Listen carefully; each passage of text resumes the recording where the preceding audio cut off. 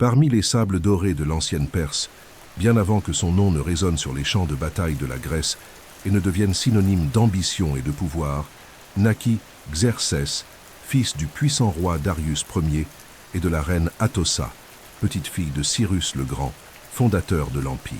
Sa naissance eut lieu à une époque où l'Empire perse s'étendait déjà sur d'immenses territoires, englobant des déserts interminables, des montagnes difficiles d'accès et des cités débordantes de richesses. La cour perse brillait d'un éclat fastueux, et chaque naissance issue de la dynastie était entourée de rituels religieux, car on croyait que les enfants des rois portaient en eux l'étincelle de la volonté divine. Xerxès vint au monde entouré de présages, et les prêtres consignèrent dans les parchemins sacrés que le destin de ce prince serait marqué par la gloire et par des épreuves capables d'ébranler la terre. Dès les premiers jours de sa vie, le palais où grandit Xerxès se révéla bien plus qu'un lieu de luxe. Il était une école silencieuse où chaque détail enseignait discipline et grandeur. Les couloirs étaient ornés de hauts reliefs représentant des guerriers, des chasses royales et des processions de peuples soumis, rappelant aux jeunes héritiers que la Perse n'était pas seulement un royaume, mais un monde entier, sous le commandement de sa famille. Des fontaines aux eaux parfumées, des mosaïques éclatantes, des jardins exotiques remplis de plantes venues de terres lointaines faisaient partie du décor quotidien du prince, gravant dans son esprit l'image claire qu'il appartenait à une œuvre colossale. Les fresques ne se contentaient pas de décorer les murs, elles racontaient des histoires de conquête et d'une lignée destinée à étendre les horizons de l'humanité sous l'étendard perse.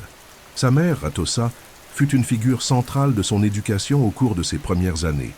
Femme de caractère et dotée d'un esprit politique affûté, elle l'instruisit non seulement aux règles de l'étiquette palatiale, mais aussi à la conscience de mission qu'un roi devait porter. Alors que de nombreuses reines demeuraient reléguées au silence du harem, Atossa exerçait une grande influence à la cour, conseillère proche de Darius et figure intellectuelle respectée. Xerxès grandit ainsi, en apprenant l'importance de l'équilibre entre autorité et diplomatie, observant dès son enfance les conseils stratégiques qui orientèrent le destin de l'Empire. Chaque soir, avant de dormir, il écoutait les récits de ses ancêtres, notamment ceux de Cyrus le Grand, dont la figure se transformait pour lui en un idéal presque mythique. L'éducation royale commençait avant même les premiers mots, forgée par les symboles, la musique, les rituels et la proximité avec ceux qui portaient le poids du pouvoir. La présence de son père, Darius Ier, fut également déterminante dans sa formation. Darius n'était pas seulement un guerrier, il était un administrateur qui avait transformé la Perse en un empire organisé, unifiant d'immenses territoires grâce à un système efficace de routes, de courriers et de lois. Xerxès, encore enfant, voyait en son père l'incarnation vivante de ce que signifiait gouverner non seulement par l'épée, mais aussi par l'esprit. Les campagnes militaires de Darius, les audiences avec des émissaires étrangers et la manière dont il était vénéré par les peuples conquis restèrent gravés dans les yeux attentifs du jeune prince, lui forgeant une conscience précoce que régner était un fardeau aussi lourd que glorieux. À mesure que Xerxès grandissaient aussi les tensions au cœur de l'Empire. Des rébellions éclataient dans des régions lointaines, les ambitions des généraux s'amplifiaient et les conséquences de la bataille de Marathon, où les Perses avaient subi une humiliante défaite face aux Grecs, constituaient la toile de fond de sa jeunesse. Cette atmosphère forgea chez Xerxès un esprit mêlant orgueil et volonté de prouver qu'il était digne de la grandeur héritée. Il n'était pas seulement le fils d'un roi, il était le descendant d'un legs qui refusait toute limite et rêvait d'éternité. Ses rêves de gloire commencèrent à se transformer en un feu silencieux au plus profond de lui. La naissance de Xerxès représentait pour la cour perse une promesse nouvelle.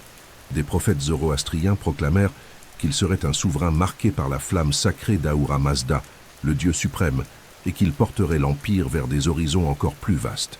À chaque festival et à chaque célébration, le jeune prince était présenté au peuple comme symbole de continuité et d'espérance. Cette construction symbolique de son image dès le berceau fut essentielle pour que Xerxès croie, très tôt, que sa vie était vouée à des exploits dépassant les frontières humaines. Contrairement à un simple héritier, il était élevé à se considérer comme une entité vivante de la Perse elle-même. Au fil des ans, l'enfance de Xerxès devint la base d'un futur empereur. Chaque détail de sa naissance à ses premières années forgea un caractère alliant fierté et responsabilité, le préparant au destin qui allait bouleverser l'histoire du monde antique.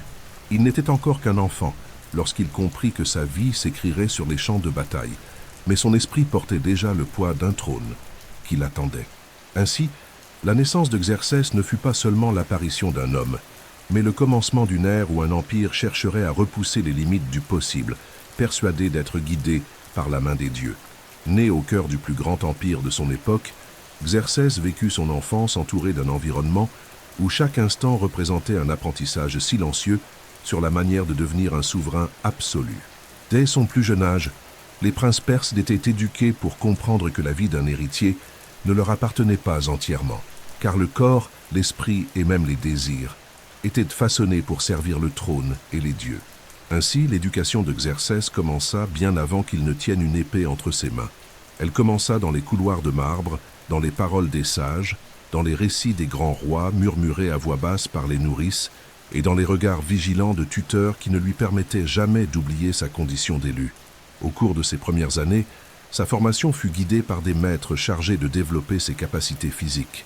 L'idéal perse exigeait qu'un prince fût fort, endurant et prêt pour la guerre. La vie au palais, bien qu'entourée de luxe, n'épargnait pas les héritiers d'un régime rigoureux d'exercice.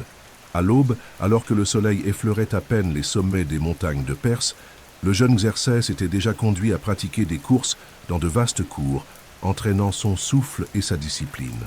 L'arc et la flèche devinrent des compagnons constants de son enfance, car dans la tradition perse, un homme de valeur devait maîtriser l'art de la cavalerie et du tir. Il ne suffisait pas de gouverner par les mots. Un roi devait être capable de protéger son peuple de ses propres mains. Avec le temps, la formation physique se combina à l'éducation intellectuelle. Des maîtres venus des régions les plus diverses de l'Empire, babyloniens, mèdes, élamites, égyptiens, apportaient avec eux des savoirs variés et singuliers. Ce mélange de cultures forgea chez Xerxès une connaissance vaste et raffinée, lui permettant de se familiariser avec plusieurs langues, différentes écritures et diverses philosophies concernant le gouvernement et la guerre. C'est à cette époque qu'il apprit à lire et à interpréter les rouleaux sacrés du zoroastrisme, comprenant que chaque décision d'un roi devait être en harmonie avec l'ordre cosmique, appelé Asha, qui régissait le monde selon la vision des prêtres. La musique et la poésie étaient considérées comme fondamentales dans la formation d'un souverain.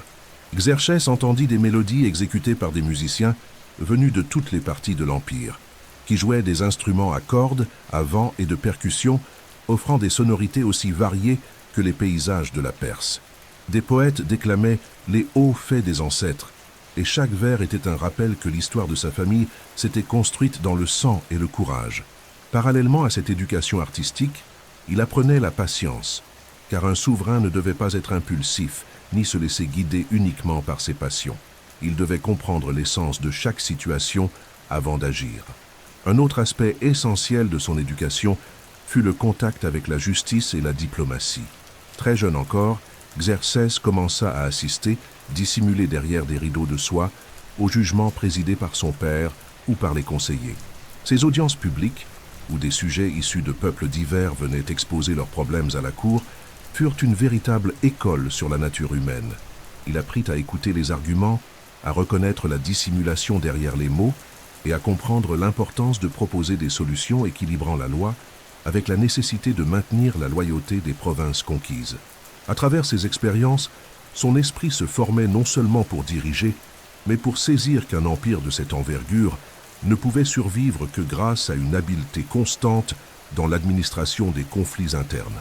À mesure que Xerxès grandissait, son entraînement militaire s'intensifiait. Il se mit à monter à cheval avec excellence, à manier les lances et les épées, à commander de petits groupes de jeunes guerriers lors d'exercices qui simulaient des batailles. Le jeune prince apprit à lire le terrain, à observer les vents, à détecter les signes de l'ennemi. Cette formation stratégique débuta tôt, car pour les Perses, la force d'un chef se mesurait autant dans sa maîtrise des armes que dans son intelligence à anticiper les mouvements adverses. Chaque leçon reçue sur le champ d'entraînement le préparait à un avenir où le commandement des armées serait inévitable. Dans le même temps, il recevait une instruction religieuse et morale constante. Des prêtres zoroastriens lui parlaient de la dualité du bien et du mal, des forces qui animaient l'univers, et de la responsabilité qui pèserait sur ses épaules lorsqu'il hériterait de la couronne. Pour eux, un roi n'était pas seulement un gouvernant, il représentait la manifestation de l'ordre divin sur la terre. Cet enseignement marqua profondément le jeune Xerxès, ancrant en lui une conviction qui plus tard le pousserait à croire que sa volonté s'accordait avec celle des dieux eux-mêmes. Cette formation complète, physique, intellectuelle, artistique, morale et militaire, fut le socle qui transforma le prince en un homme préparé à gouverner non pas seulement un royaume, mais un territoire si vaste et si diversifié qu'il serait reconnu comme le plus grand empire que le monde antique eût jamais contemplé. À la fin de son adolescence, Xerxès était déjà perçu par les membres de la cour comme un chef né, porteur non seulement de la lignée royale, mais aussi de la confiance des dieux. Il était prêt à assumer le rôle qui allait à jamais changer l'histoire du monde.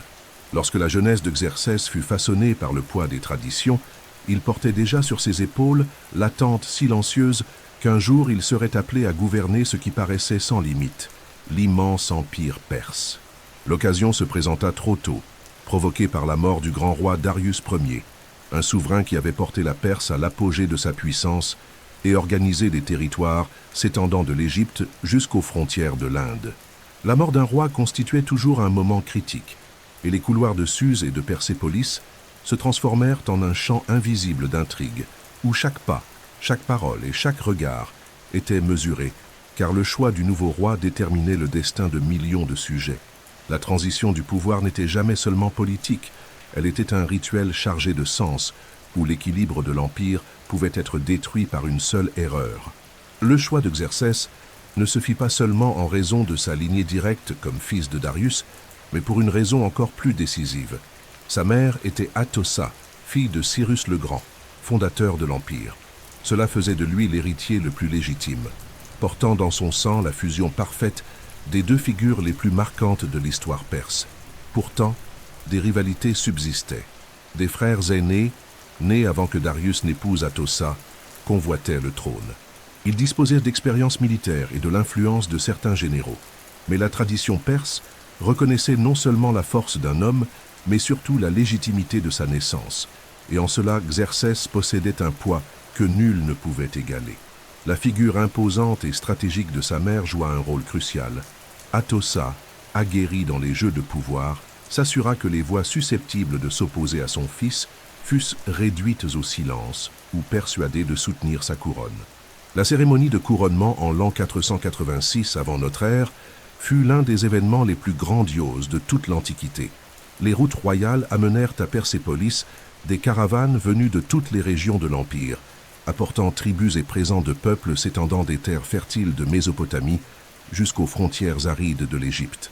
Des bijoux, de l'or, des pierres précieuses et des étoffes fines composaient un décor qui impressionnait même les vétérans de la cour. La grande salle du palais fut envahie par l'arôme de l'encens et par les chants des mages et des prêtres qui invoquaient Ahura Mazda, le Dieu suprême, afin que sa lumière éclaire le nouveau roi. En cet instant, Xerxès se présenta non pas comme un simple successeur, mais comme l'incarnation vivante d'un empire que l'on croyait béni des cieux. Dès les premiers instants de son règne, Xerxès montra que son gouvernement ne se limiterait pas à préserver ce qui avait été conquis, mais qu'il porterait une vision bien plus vaste. Il considérait le trône comme une mission presque divine, héritée non seulement de la volonté de son père, mais aussi de la force des dieux eux-mêmes. Le discours qu'il prononça après son couronnement révéla clairement cette ambition: restaurer l'honneur blessé lors de la bataille de Marathon et élargir encore les frontières jusqu'à ce qu'aucune limite humaine n'ose défier le pouvoir de la Perse. Le message fut accueilli par des applaudissements, mais aussi par une certaine inquiétude. Certains conseillers percevaient que cette détermination pouvait conduire à des décisions grandioses, mais périlleuses. Le début de son règne exigea de lui qu'il consolide son autorité. Des rébellions éclatèrent dans des régions éloignées, en particulier en Égypte et en Babylonie, peu après la mort de Darius, mettant à l'épreuve la capacité du nouveau roi. La réaction de Xerxès fut rapide et implacable. Avec des armées bien préparées et des généraux fidèles, il écrasa les révoltes, réaffirmant que la puissance perse demeurait aussi solide qu'auparavant. Ses premiers actes montrèrent clairement à tous que, bien que jeune, il n'était pas fragile. Son autorité était ferme et sa détermination inébranlable. Dès lors, le titre de roi des rois si symbolique pour les Perses, trouva en Xerxès une nouvelle vigueur, car il commença à être perçu comme un homme né pour gouverner et qui n'hésiterait pas à agir si l'Empire venait à être menacé. Le processus d'ascension au trône ne fut donc pas seulement un acte politique. Il constitua la transformation d'un prince préparé depuis l'enfance en un chef absolu qui, à partir de ce moment, régnerait sur des millions d'individus issus de cultures, de langues et de religions différentes. La salle du trône n'était plus un lieu d'observation silencieuse pour Xerxès. Elle était désormais son territoire, et de là, il lançait les ordres qui feraient trembler le monde antique tout entier. Et dans son esprit, un objectif devenait chaque jour plus clair: venger l'humiliation que les Grecs avaient infligée à son père et transformer la Perse en un empire où le soleil ne se coucherait jamais. Lorsque Xerxès s'établit enfin sur le trône, après avoir écrasé les rébellions et affirmé son autorité, il hérita non seulement d'une couronne, mais aussi du plus vaste empire que l'humanité eût jamais contemplé jusque-là. L'empire perse sous son commandement n'était pas une simple succession de territoires conquis. Il était un organisme vivant s'étendant sur presque tout le monde connu, réunissant des déserts infinis, des montagnes imposantes, des fleuves traversant des vallées fertiles et des cités qui étaient des centres vibrants de commerce et de culture. Ce territoire qui allait de la vallée de l'Indus jusqu'au rivage de l'Égypte et s'étendait au-delà de l'Anatolie jusqu'aux limites du monde grec, formait un véritable mosaïque de peuples, de religions, de langues et de coutumes si vastes que le gouverné exigeait un équilibre délicat entre la force et l'administration. Les cités de Suse, Ecbatane, Babylone et Persépolis constituaient le cœur de l'Empire. Chacune représentait un centre de pouvoir et de culture.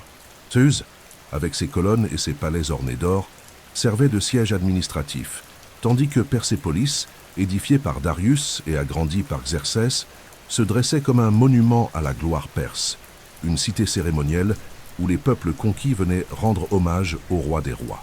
Babylone conservait encore l'aura de l'Antiquité, avec ses murailles gigantesques et ses temples dédiés à des dieux ancestraux, tandis qu'Ecbatane, au climat plus tempéré, servait de refuge pendant les étés étouffants.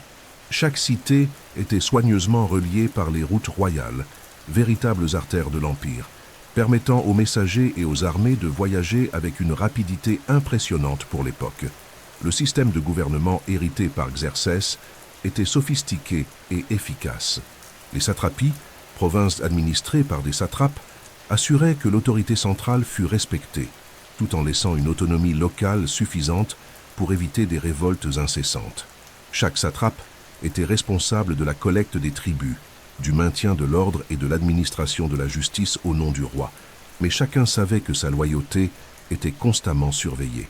Xerxès conserva ce système avec rigueur, mais introduisit également des changements reflétant sa vision centralisatrice.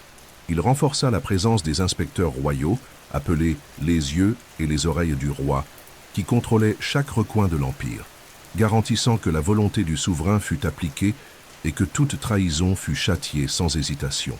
Le commerce prospérait comme jamais auparavant, grâce aux routes terrestres et maritimes reliant des régions éloignées.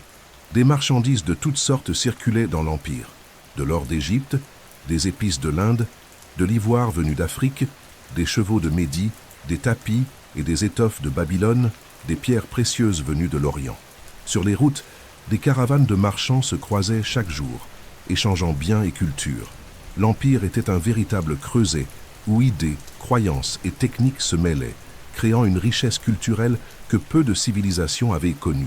Pour Xerxès, ce flux constant de richesses n'était pas seulement le signe d'une puissance économique, mais aussi une vitrine vivante de sa grandeur, car tout passait sous son contrôle. L'armée constituait le bras armé de cette structure colossale. Sous Xerxès, elle devint encore plus diversifiée et puissante. Des hommes issus de dizaines d'ethnies servaient dans ses rangs, apportant avec eux leurs propres armes, leurs vêtements et leur style de combat. Grecs alliés, Égyptiens, Babyloniens, Mèdes, Perses, Indiens, Scythes, tous formaient un ensemble si vaste que la vision de leurs troupes en marche ressemblait à un défilé du monde entier. C'était cette puissance militaire qui permettait au roi de maintenir la paix intérieure, d'écraser rapidement les révoltes et de projeter son ambition au-delà des frontières de l'Empire. Mais plus que les chiffres, ce qui maintenait l'unité de cet empire colossal, était l'image sacrée du roi. Pour les peuples soumis, Xerxès n'était pas seulement un homme, il incarnait la manifestation de la faveur divine. Cette conception du roi-dieu fut renforcée par des cérémonies grandioses, des rituels religieux et une propagande constante qui le présentait comme le gardien de l'ordre universel. Gravures sur pierre, monnaies et inscriptions exaltaient sa figure, assurant que jusque dans les terres les plus lointaines, les peuples se rappelaient qu'il n'existait qu'un seul maître de la terre entière, le roi des rois. Cependant, gouverner un empire d'une telle envergure signifiait aussi gouverner des tensions invisibles. Sous l'apparente stabilité se cachaient des rivalités locales, des ambitions régionales et des peuples qui n'avaient jamais accepté pleinement la domination perse. Xerxès savait que pour maintenir cet équilibre, il ne suffisait pas de réprimer les révoltes. Il fallait également offrir un spectacle constant de puissance, rappelant à tous que le défier était un acte inutile. Ainsi, tout en consolidant sa position à l'intérieur, il commença à tourner son regard vers l'extérieur des frontières.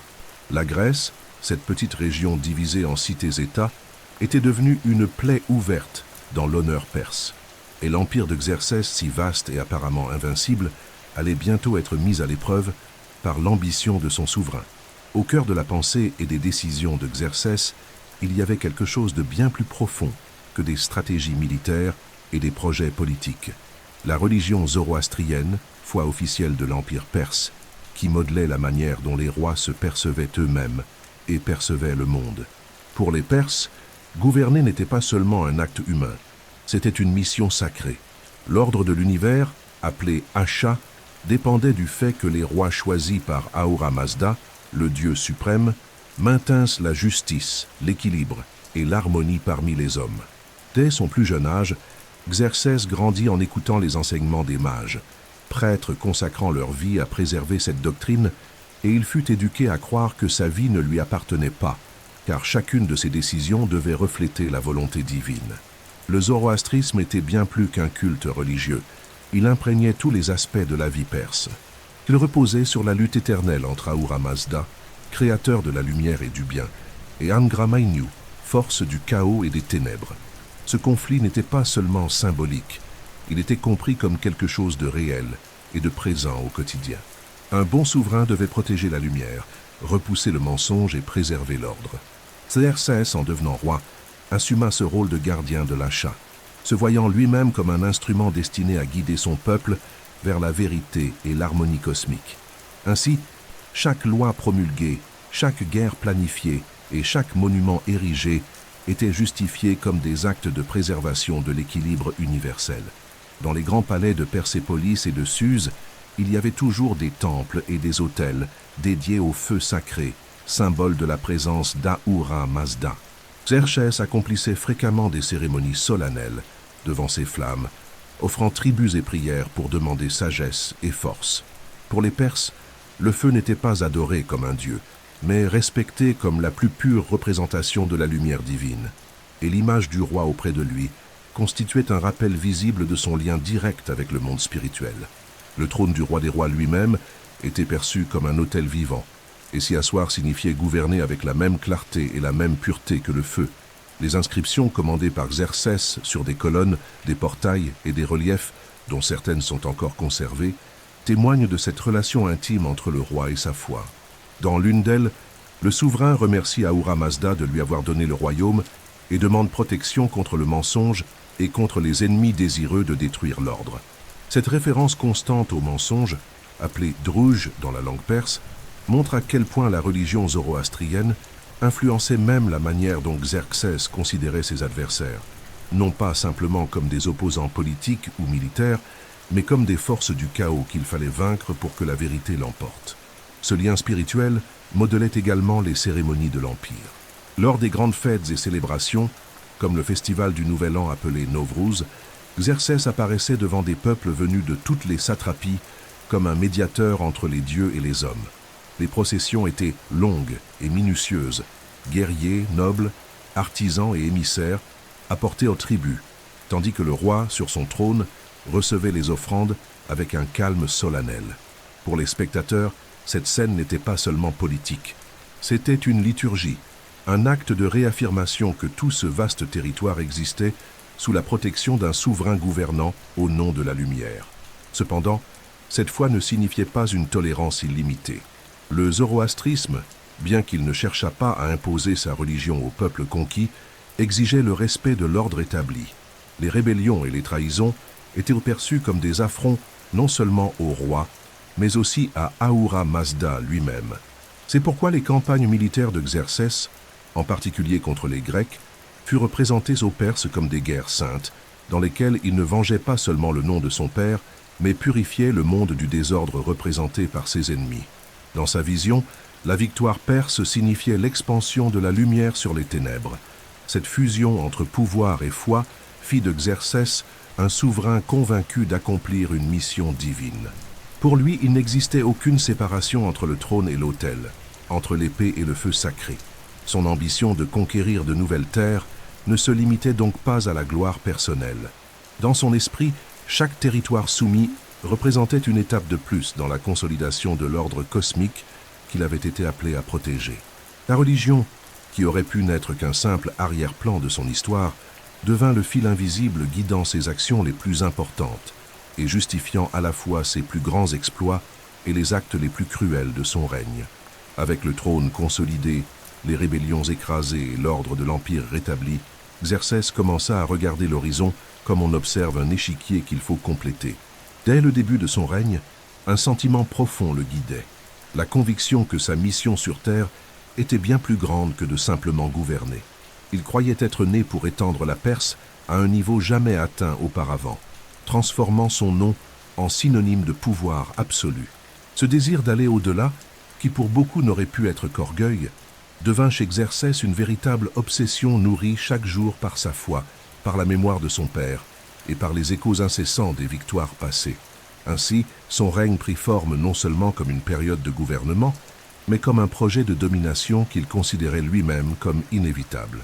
Au plus profond de Xerxès brûlaient deux flammes d'égale intensité, celle de consolider l'image divine de son règne et celle de réparer la blessure infligée à l'honneur perse par la défaite à la bataille de Marathon, lorsque son père Darius, malgré avoir commandé la plus grande armée du monde, fut repoussé par les Grecs. Cet épisode n'humilia pas seulement la Perse devant le monde connu, il marqua personnellement Xerxès, qui avait grandi en entendant parler de ce revers et de la nécessité de venger le sang et la fierté de sa dynastie. Cette défaite n'était pas perçue seulement comme un échec militaire. Pour lui, elle représentait une rupture de l'équilibre cosmique qu'il devait réparer, et il se jura à lui-même qu'il le ferait. Avec cette vision, Xerxès commença à édifier un projet de pouvoir à l'échelle épique. Il renforça d'abord l'image du roi des rois comme un être non seulement humain, mais sacré. Lors de ses audiences, sa présence était toujours entourée d'un protocole strict. Nul ne le regardait dans les yeux sans autorisation, nul ne s'approchait sans passer par garde et eunuque, et tout dans l'environnement était pensé pour donner l'impression de se trouver devant quelque chose de plus grand qu'un homme. Ce soin extrême apporté à l'image royale n'était pas un caprice. C'était une partie d'un théâtre politico-religieux visant à le consolider dans la figure du roi-dieu, un titre qui traverserait les siècles. En parallèle, Xerxès lança des travaux monumentaux à Persépolis et dans d'autres cités. Des palais furent édifiés dans des dimensions colossales, des colonnes sculptées avec des scènes de peuples offrant des tribus, des jardins suspendus avec des canaux artificiels et des cours conçus pour accueillir des délégations entières venues de différentes nations. Ces constructions n'étaient pas de simples démonstrations de richesse, elles étaient des symboles visibles que la Perse constituait le centre du monde. Celui qui franchissait les portes de ces palais comprenait, sans qu'un mot fût nécessaire, qu'il entrait en présence de quelque chose d'immense, capable de rendre tout autre royaume insignifiant. Mais son ambition ne se limitait pas aux pierres et aux richesses. L'expansion de l'Empire était l'extension naturelle de son dessein. Xerxès ne voulait pas seulement consolider ce qu'il avait reçu de Darius, il voulait élargir, repousser les frontières au-delà de ce qui était connu.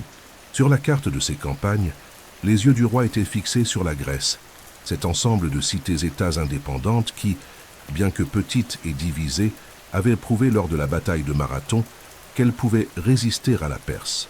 Pour Xerxès, conquérir ces terres signifiait non seulement achever l'œuvre commencée par son père, mais effacer à jamais la tâche laissée par la défaite. Chaque réunion avec ses généraux et conseillers était imprégné de la même obsession: comment soumettre les Grecs et montrer au monde qu'aucun peuple ne pouvait défier l'autorité du roi Dieu. Cette ambition illimitée commença également à être nourrie par la propagande interne. Dans les salles du palais, dans les inscriptions gravées dans la pierre, dans les messages envoyés aux satrapies, tout renforçait l'idée que Xerxès était l'élu destiné à placer le monde entier sous la protection d'Ahura Mazda. Cette construction symbolique était si puissante que même ses ennemis reconnaissaient l'aura presque surnaturelle qui entourait le monarque perse. Sa figure dépassait la réalité, se transformant en mythe de son vivant. Avec les années, l'ambition de Xerxès se traduisit en actions concrètes. Il commença à mobiliser des ressources comme aucun souverain avant lui n'avait osé. Il fit préparer les routes, renforcer les ports, accumuler des armes et ordonna la formation d'une armée dépassant en nombre et en diversité tout ce que le monde antique avait jamais vu. Cette préparation ne se fit pas dans la hâte. Il comprenait que le destin exigeait la perfection, et rien de moins que la perfection ne pouvait être acceptée dans sa campagne contre les Grecs. Pendant ce temps, l'Empire, malgré son immensité, paraissait petit face à ses projets. Car pour Xerxès, il n'existait aucune limite. Le monde, à ses yeux, n'était qu'un champ ouvert, attendant d'être consumé par le feu de la Perse. Ainsi se consolidait la vision qui guiderait les prochains chapitres de sa vie. Celle d'un homme qui ne voyait pas de frontières, qui n'acceptait pas les blessures faites à l'honneur et qui croyait être l'instrument d'un dessein supérieur. À partir de ce moment, tout dans son règne commença à converger vers un seul objectif: la guerre totale contre la Grèce, la réalisation d'un rêve qui pour lui n'était pas une ambition, mais un destin. Lorsque Xerxès eut consolidé la stabilité interne de l'Empire et transformé son image en quelque chose de presque divin, son esprit se concentra sur un seul objectif: détruire la Grèce, corriger l'humiliation que son père, Darius Ier, avait subie à Marathon et montrer au monde qu'aucune cité-État, aussi orgueilleuse fût-elle, ne pouvait défier la puissance de la Perse. La bataille de Marathon, livrée en l'an 490 avant notre ère, avait laissé des cicatrices profondes dans l'âme perse.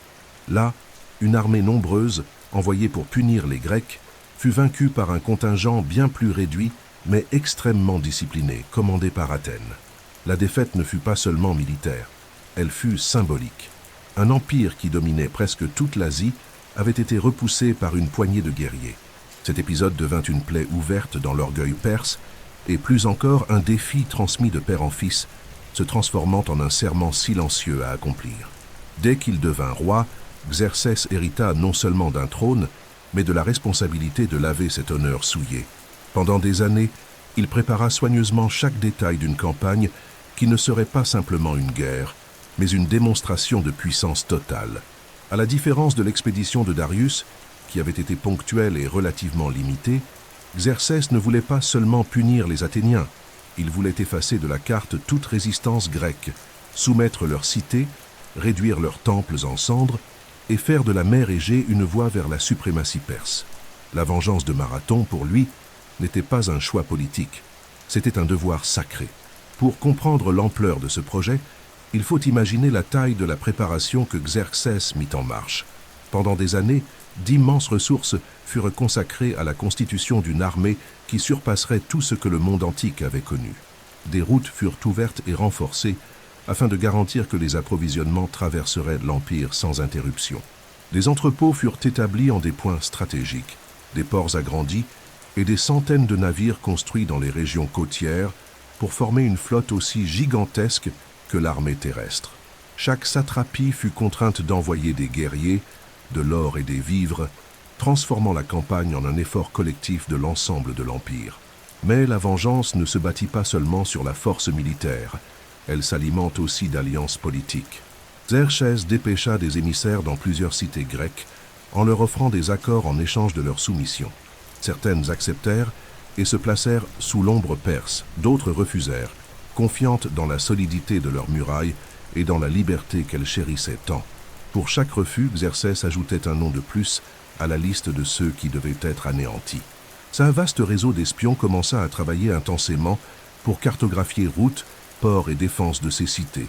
La Grèce était un territoire exigu, mais rempli de pièges, et il ne comptait pas répéter les erreurs du passé. Dans les salles de Persépolis, tandis que les architectes amplifiaient la splendeur de la cité, généraux et stratèges élaboraient des plans détaillés pour l'invasion. C'était une campagne qui exigeait une mobilisation totale. Dans le même temps, les prêtres renforcèrent le récit selon lequel cette guerre était une croisade pour l'ordre divin, une correction du déséquilibre causé par les Grecs lorsqu'ils avaient défié la Perse. Cette vision transformait le conflit en quelque chose de bien plus grand qu'une dispute territoriale. C'était un affrontement entre l'ordre représenté par le roi des rois et l'insolence de peuples qui se prétendaient libres. Cette propagande religieuse aidait à maintenir la cohésion d'une armée si diverse, composée d'hommes d'origine multiples, mais unis sous la bannière du roi Dieu. La vengeance de Marathon, cependant, ne se limitait pas à restaurer l'honneur.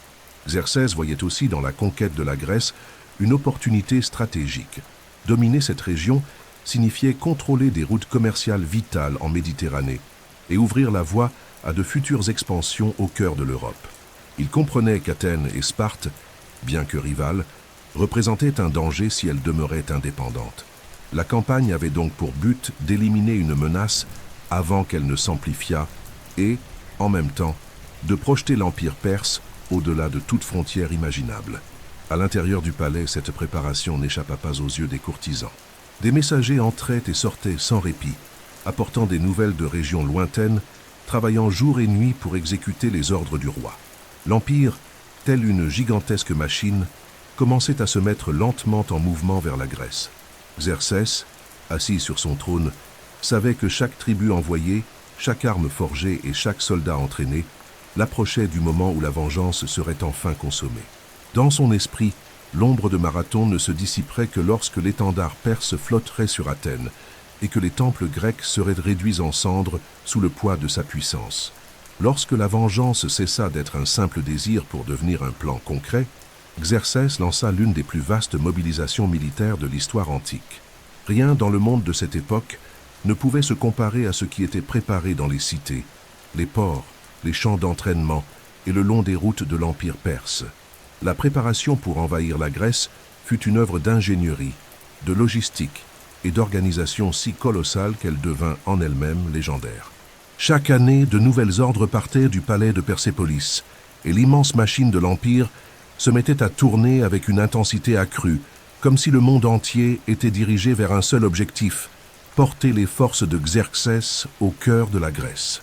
Pour comprendre cette préparation, il faut imaginer un territoire si vaste qu'il unissait des peuples et des cultures complètement différents, tous convoqués à contribuer. Les satrapies les plus lointaines envoyèrent des ressources. De l'Inde arrivèrent des bœufs, de l'or et de l'ivoire. De l'Égypte venaient blé, papyrus et bois pour la construction navale. De Lydie et de Phénicie sortirent des navires entiers destinés à composer la plus grande flotte qui eût jamais navigué. Les routes royales, celles-là même créées et renforcées par Darius, devinrent des voies de circulation incessantes, colonnes de soldats, caravanes de vivres, ingénieurs, travailleurs spécialisés dans les ponts et les constructions. C'était comme si chaque recoin de l'Empire battait d'un même rythme, répondant à l'appel du roi Dieu. L'armée prit forme dans des proportions jamais vues auparavant. Xerxès ne convoqua pas seulement les guerriers perses, mais ordonna la participation de tous les peuples soumis. Cela engendra une diversité impressionnante. Des hommes aux longues lances et aux boucliers légers venus d'Anatolie, des archers mèdes, des cavaliers scythes, des lanciers babyloniens, une infanterie égyptienne, des guerriers indiens dotés d'arcs puissants, des hommes d'Éthiopie armés de lances ornées, des Libyens, des Arabes, chacun avec ses vêtements, ses armes et ses styles de combat. Quand ces troupes se réunissaient, l'armée ressemblait à un défilé du monde entier. Rien de semblable n'existait. C'était la puissance de la terre entière réunie sous la bannière de Xerxès. Cependant, déplacer une telle masse d'hommes et d'équipements exigeait une logistique pensée à un niveau sans précédent. L'une des principales préoccupations de Xerxès fut de garantir que nourriture et eau ne manqueraient jamais durant la marche. Pour cela, des dépôts de vivres furent construits en des points stratégiques bien avant le début de la campagne. Des sources d'eau furent identifiées et réservées à l'usage exclusif de l'armée, et des canaux préparés dans les régions où la sécheresse pouvait poser problème. Pour la flotte, des ports furent renforcés et de grands navires de transport construits, capables d'acheminer animaux, armes et provisions. L'attention portée aux détails était telle que même les itinéraires furent planifiés afin d'éviter que plusieurs corps d'armée n'arrivent en même temps dans un même lieu et n'épuisent toutes les ressources disponibles. De plus, Xerxès ordonna la réalisation d'œuvres d'ingénierie qui impressionnent encore aujourd'hui. L'une des plus audacieuses fut la construction d'un pont de bateau pour franchir le détroit de l'Hellespont reliant l'Asie à l'Europe. Ce passage était crucial pour permettre à l'immense armée de traverser sans dépendre uniquement des navires. Ingénieurs phéniciens et égyptiens travaillèrent côte à côte, liant des centaines de navires avec de solides cordages, créant un chemin flottant défiant la nature elle-même. Ce pont devint l'un des symboles les plus célèbres de l'invasion, illustration de la détermination et de l'audace du roi Dieu. Durant ces années de préparation, le palais de Xerxès se transforma en centre nerveux de décision. Conseillers généraux et ingénieurs se réunissaient jour et nuit pour ajuster les moindres détails. Des messagers parcouraient toutes les directions, portant ordre et rapportant nouvelles. À chaque étape, la certitude qu'un événement grandiose approchait s'amplifiait. Et, au centre de tout, Xerxès attendait avec patience. Mais son regard trahissait l'impatience de voir son plan se réaliser. Il savait qu'il ne pouvait échouer. Son destin, son honneur et le nom même de la Perse étaient en jeu. Quand arriva enfin le moment de commencer la marche, la terre trembla sous le poids de cette armée. De l'Égypte aux frontières de l'Inde, tous les regards se tournaient vers cette entreprise. La préparation était achevée.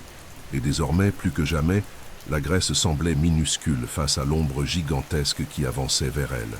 Pour les Perses, le monde entier était sur le point d'assister à la démonstration du pouvoir absolu du plus grand empire de son temps.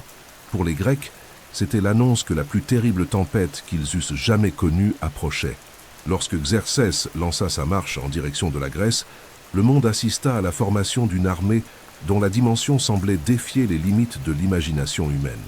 Jamais dans l'histoire des civilisations connues, une force aussi colossale n'avait été réunie pour un seul dessein. Ce qui avançait sur la terre n'était pas simplement une armée, c'était l'incarnation vivante du pouvoir d'un empire qui s'étendait sur 3 continents, rassemblant des hommes issus de dizaines de peuples, chacun apportant avec lui ses armes, ses techniques, ses dieux et ses coutumes. Aux yeux des anciens, cette multitude en marche ressemblait à un nouvel océan, capable d'engloutir tout ce qui se trouvait devant lui. Les sources antiques, en particulier Hérodote, parlent de chiffres proches du mythe, des centaines de milliers d'hommes, peut-être plus d'1 million si l'on compte combattants et auxiliaires. Même si les chiffres exacts sont débattus par les chercheurs, l'impact visuel de cette armée reste incontestable. C'était une masse humaine sans précédent, composée de fantassins, de cavaliers, d'archers, d'ingénieurs, de bâtisseurs, de serviteurs, de cuisiniers, d'esclaves, de prêtres et de tous les spécialistes nécessaires pour maintenir en mouvement un corps d'une telle ampleur. Chaque peuple de l'Empire perse avait envoyé ses meilleures troupes et sa culture, faisant de cette armée un portrait vivant de la diversité qui caractérisait la Perse. Parmi les contingents, les Perses occupaient une place d'élite, formant le noyau principal de l'armée, entraînés dès l'enfance à servir le roi. À leur côté se trouvaient les Mèdes, qui partageaient la même tradition guerrière et constituaient une partie essentielle de l'infanterie. Les Babyloniens apportèrent leurs longues lances, les Égyptiens marchaient avec leurs boucliers et leurs haches, tandis que les cavaliers scythes, maîtres de l'arc et du cheval, formaient l'une des forces les plus redoutées pour la rapidité et la précision de leurs attaques.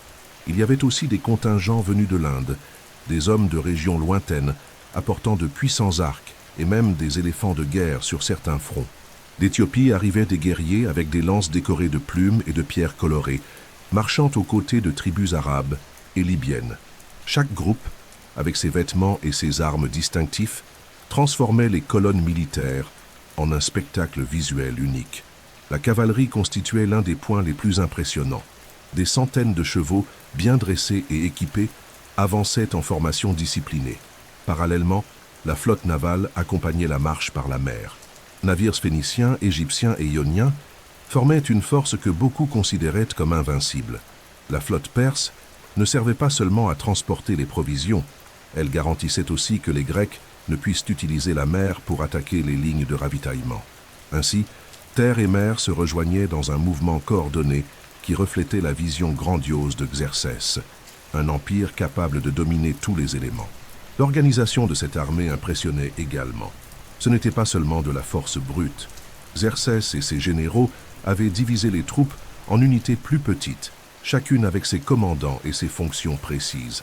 Des ingénieurs marchaient aux côtés des soldats pour construire ponts et routes si nécessaire. Des scribes accompagnaient la progression afin d'enregistrer chaque détail.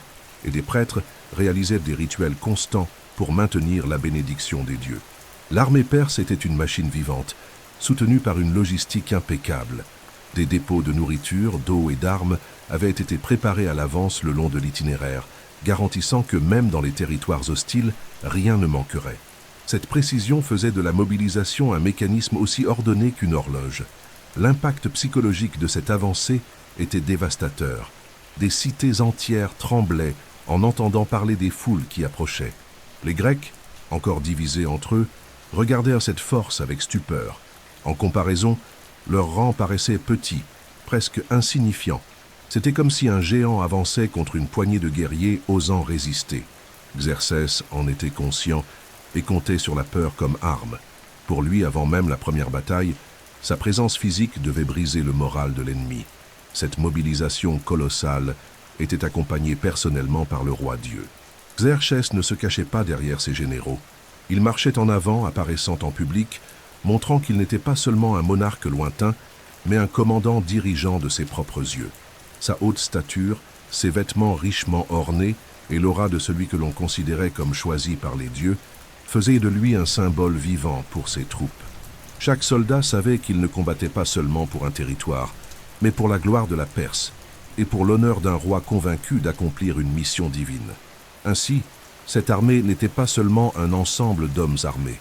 Elle était une déclaration au monde que rien ne pouvait arrêter la volonté de Xerxès.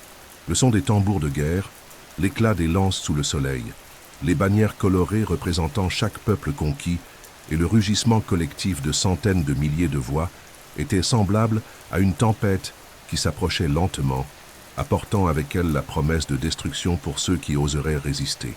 Lorsque la colossale machine de guerre de Xerxès atteignit les rives du détroit de l'Hellespont, la nature devint le dernier obstacle entre la plus grande armée du monde et les terres d'Europe. Ce détroit, séparant l'Asie de l'Europe, représentait un défi logistique gigantesque. Transporter des centaines de milliers d'hommes, de chevaux, d'armes et de provisions par navire aurait été lent et risqué. Pour un homme comme Xerxès, convaincu que les dieux lui avaient accordé le droit de gouverner le monde entier, dépendre des caprices de la mer était inconcevable. La solution exigea de l'ingéniosité, de la discipline et l'audace, qui étaient déjà devenues la marque de son règne, construire un pont de bateau sur les eaux, transformant la mer en un chemin solide pour la plus grande invasion jamais conçue. Des ingénieurs venus de Phénicie et d'Égypte travaillèrent jour et nuit pour créer le passage. Des centaines de navires furent alignés côte à côte, attachés avec d'énormes câbles traversant d'une rive à l'autre, fixés par de profondes ancres afin de résister au courant. Sur ces embarcations furent posées de larges planches, renforcées par des troncs et recouvertes de terre, formant une sorte de route flottante. Les côtés furent protégés par des barrières empêchant hommes et animaux de tomber à l'eau. Cette œuvre, qui paraissait impossible aux yeux des soldats, devint réalité en quelques semaines, un exploit d'ingénierie qui résonne encore dans l'histoire. Mais avant que la traversée ne puisse avoir lieu, un événement marqua ce moment pour toujours.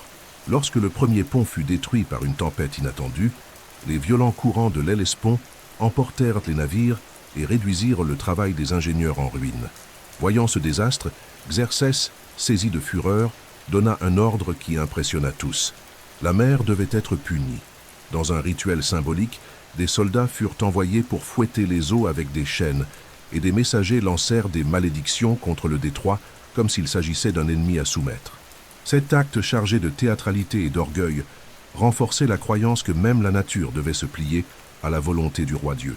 Pour les Perses, cet épisode n'était pas folie, mais une démonstration claire d'autorité. Pour les Grecs, il devint une légende, symbole de l'arrogance de l'envahisseur. Après cet épisode, les ingénieurs reprirent les travaux avec encore plus de soin. Lorsque le nouveau pont fut achevé, la scène qui suivit fut l'une des plus impressionnantes jamais enregistrées par l'histoire. Dans un ordre méticuleux, l'armée commença à traverser le détroit. Pendant des jours et des nuits, hommes et animaux marchèrent sur cette route flottante. En tête se trouvaient les troupes d'élite perses, suivies des Mèdes, des Babyloniens, des Égyptiens, des Indiens et de tous les autres contingents. Derrière venaient les chars de guerre, les chariots chargés de vivres et les tentes destinées au campement. La cavalerie traversa en formation parfaite, tandis que la flotte naviguait à leur côté, protégeant l'opération. Le vacarme était assourdissant, le martèlement des pas sur les planches, les cris de commandement en diverses langues, les hennissements des chevaux et le rythme des tambours. Le pont vibrait sous le poids d'un monde entier en mouvement. La traversée ne fut pas seulement un exploit militaire. Pour ceux qui l'observèrent, elle ressemblait à un spectacle divin. Voir l'armée perse franchir calmement un bras de mer donnait l'impression que les dieux eux-mêmes avaient bâti une route sur les eaux pour leur élu. Ainsi, lorsque la dernière file de soldats posa le pied sur la rive européenne, Xerxès s'arrêta, regarda en arrière et contempla ce qu'il avait accompli. Une armée venue du cœur de l'Asie était désormais prête à marcher sur la Grèce. Il avait uni terre, peuple et culture dans une démonstration de puissance si saisissante qu'à partir de ce moment, l'invasion ne serait plus seulement une guerre, mais le symbole de la manière dont la volonté humaine pouvait s'imposer même à la géographie. Cet épisode, la traversée de l'Hellespont, devint l'un des jalons de son règne. Ce fut le moment où la guerre cessa d'être un projet lointain pour se matérialiser de façon irréversible. La mer, domptée par l'ingéniosité et la détermination perse, restait derrière. Dès lors, chaque pas rapprochait le roi Dieu et sa multitude de guerriers du conflit qui allaient définir le destin de la Méditerranée et l'idée même de liberté pour les peuples de la Grèce. Dès que la dernière file de l'immense armée perse eut franchi les ponts de l'Hellespont et posé le pied sur les terres d'Europe, la campagne de Xerxès cessa d'être un simple mouvement logistique pour se transformer en guerre ouverte. La traversée du détroit n'était pas seulement un acte de déplacement. C'était une déclaration que le roi Dieu avait franchi la frontière symbolique séparant l'Asie de l'Occident, apportant avec lui la force du plus grand empire du monde pour soumettre des cités qui, jusque-là, n'avaient jamais connu une puissance d'une telle ampleur. À partir de ce moment, l'avancée perse fut marquée par un rythme constant et implacable, répandant la terreur sur son passage. L'armée perse suivit sa route à travers la Thrace et la Macédoine, régions qui, d'une certaine manière, s'étaient déjà placées sous influence perse lors de campagnes précédentes. Là, Xerxès rencontra peu de résistance. Les rois locaux, comprenant l'inutilité d'un affrontement direct, préférèrent jurer fidélité, envoyer des tribus et servir de guides, assurant ainsi la voie libre pour la horde en marche.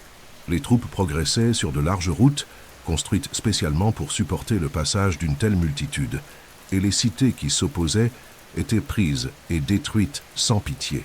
La propagande perse était claire. Se soumettre signifiait survivre, résister signifiait l'anéantissement. C'est en Thessalie que la puissance de Xerxès commença à se manifester plus ouvertement. Les cités de la région, effrayées par l'approche de centaines de milliers de guerriers, choisirent de ne pas résister et acceptèrent la présence perse, offrant ravitaillement et passage. Cet acte de soumission, même temporaire, renforça au sein de l'armée perse le sentiment d'invincibilité. La stratégie de Xerxès était simple: épargner ceux qui se rendaient et détruire complètement ceux qui osaient lui résister. Cette logique implacable ne permettait pas seulement d'économiser des ressources, elle répandait aussi la peur dans tout le territoire grec. Pourtant, tous les Grecs n'étaient pas disposés à plier. Certaines petites cités, confiantes dans leurs murailles et dans le terrain montagneux, tentèrent de résister. Le résultat fut dévastateur. Des sièges furent établis rapidement, des machines de jet mises en place et en quelques jours, les défenses s'effondrèrent. Les murailles étaient abattues, les portes incendiées, et le destin des habitants devenait un avertissement silencieux pour tous les autres. Xerxès permettait que ces scènes fussent vues et rapportées aux peuples voisins, transformant la destruction en arme psychologique. Les incendies illuminaient la nuit et, durant le jour, des colonnes de fumée signalaient la progression de l'Empire, comme si la terre elle-même se soumettait. L'avancée perse n'était pas seulement un mouvement de soldats, c'était un spectacle calculé. L'armée marchait dans un ordre rigoureux, toujours accompagnée par la flotte en mer, qui longeait la côte, garantissant l'approvisionnement constant et empêchant toute tentative grecque d'attaquer les lignes de ravitaillement. Cette parfaite combinaison entre terre et mer créait un sentiment d'encerclement permanent. Pour les Grecs, il n'y avait aucune échappatoire. S'ils fuyaient par le littoral, ils trouvaient la flotte perse. S'ils reculaient par terre, ils étaient rattrapés par les colonnes interminables d'hommes. À chaque cité conquise, le moral grec était mis à l'épreuve.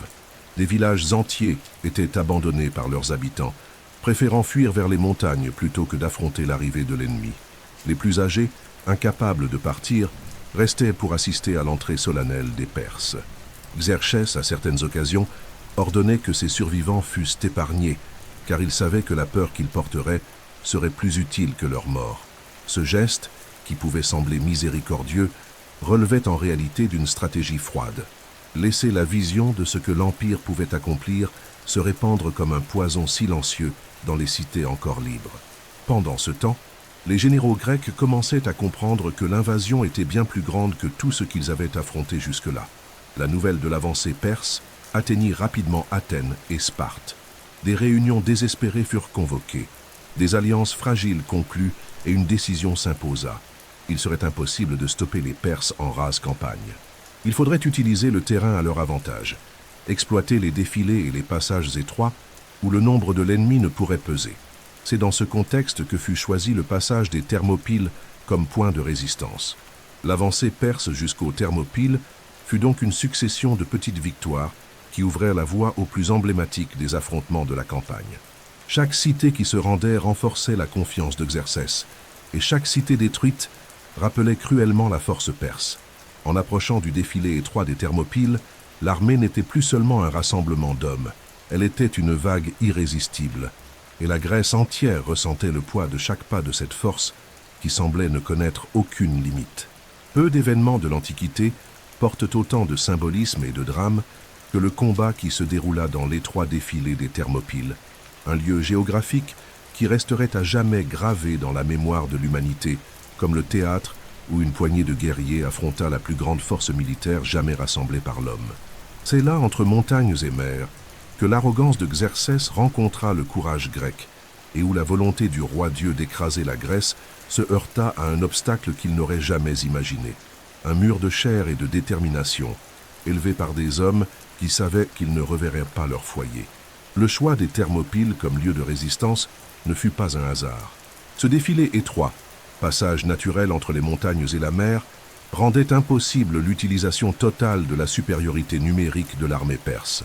Contrairement aux champs ouverts, où la multitude de guerriers s'étalait comme un océan sans fin, ce point de passage favorisait un petit nombre d'hommes. Les chefs grecs comprirent que s'il existait un lieu capable de freiner temporairement la marche perse, ce serait là. C'est pourquoi une alliance de plusieurs cités grecques, dirigée par Sparte et Athènes, décida d'ériger un mur vivant à cet endroit, dans l'espoir de gagner du temps pour préparer les défenses ailleurs en Grèce. Lorsque Xerxès arriva devant ce passage, sa confiance était absolue. Il avait franchi l'Hellespont avec une force qui paraissait invincible, conquis des cités, intimidé des royaumes et avancé sans rencontrer de résistance significative. Pour lui, la vision de quelques milliers de Grecs postés sur sa route semblait presque une insulte, une folie. Comment un groupe si réduit pouvait-il croire qu'il pourrait arrêter une armée aussi nombreuse? Les récits anciens racontent que Xerxès envoya des messagers proposant la reddition, promettant la clémence s'ils livrèrent leurs armes et s'inclinèrent devant l'Empire.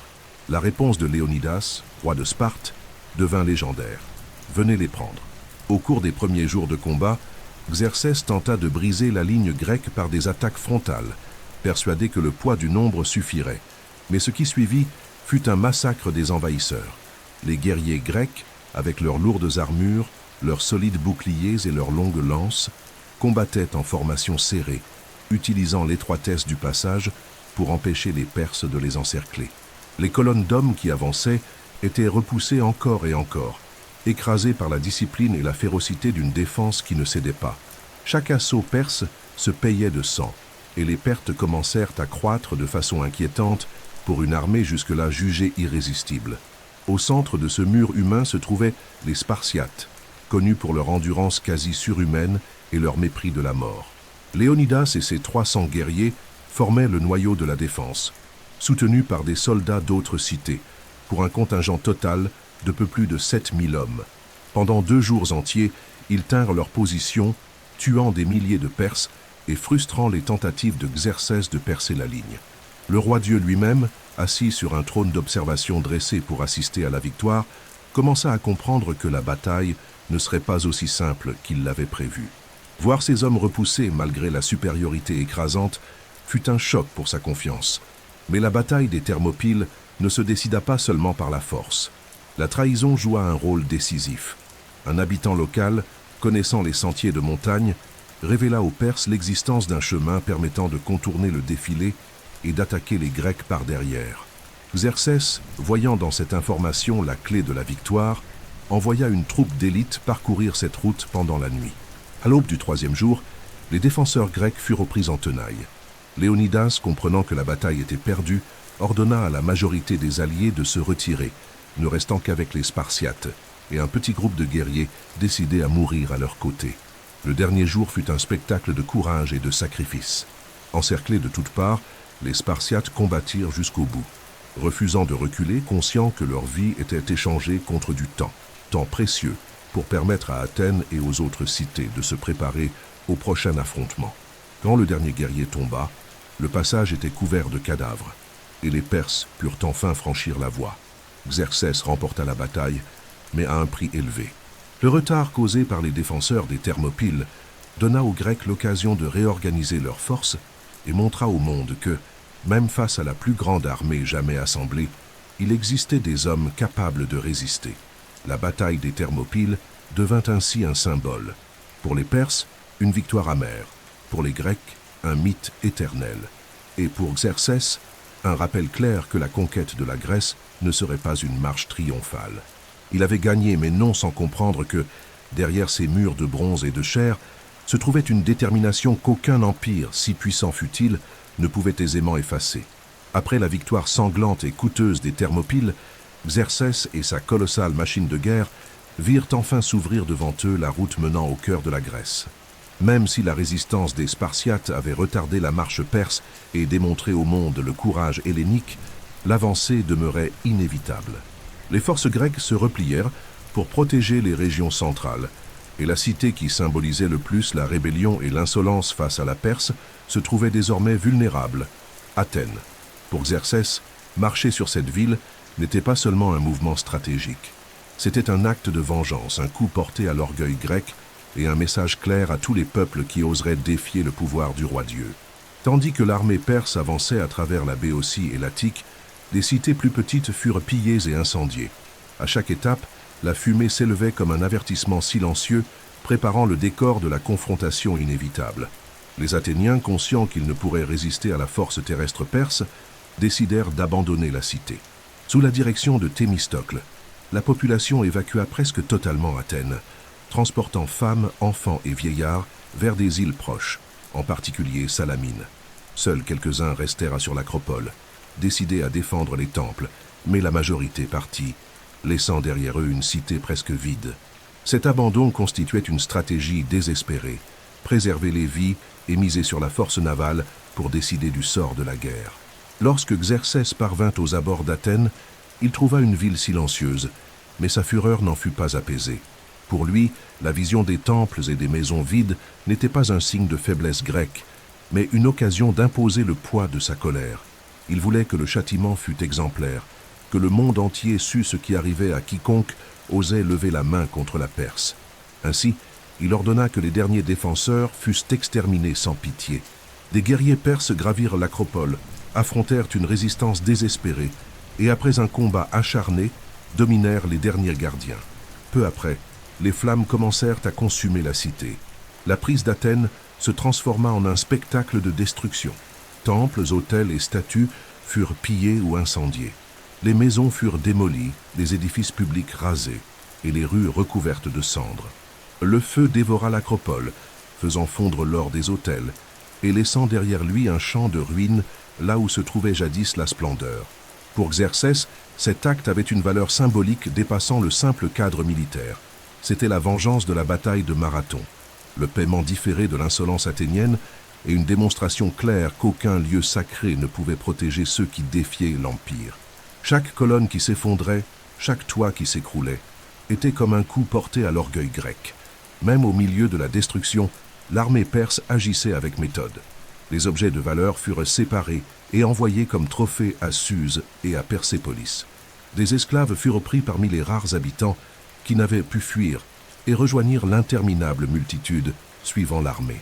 Lorsque les flammes commencèrent à faiblir et que le vent dispersa les cendres sur la cité, Athènes cessa d'être une polis fière et libre pour devenir un avertissement visible. Telle serait la fin de toute cité osant se dresser contre le roi Dieu. Cependant, bien que cette victoire eût satisfait le désir immédiat de Xerxès, elle dissimulait un danger silencieux. La cité en ruine n'était qu'un prix vide. La véritable force d'Athènes ne résidait plus dans ses murailles, mais dans sa flotte et dans la stratégie audacieuse de Thémistocle qui avait déplacé le peuple pour combattre sur mer. Tandis que des colonnes de fumée s'élevaient d'Athènes, à l'horizon, le destin de la guerre commençait à se déplacer des terres brûlées vers les eaux profondes de la mer Égée. Xerxès croyait que la conquête terrestre avait scellé la soumission grecque, mais dans l'ombre, une nouvelle menace se préparait.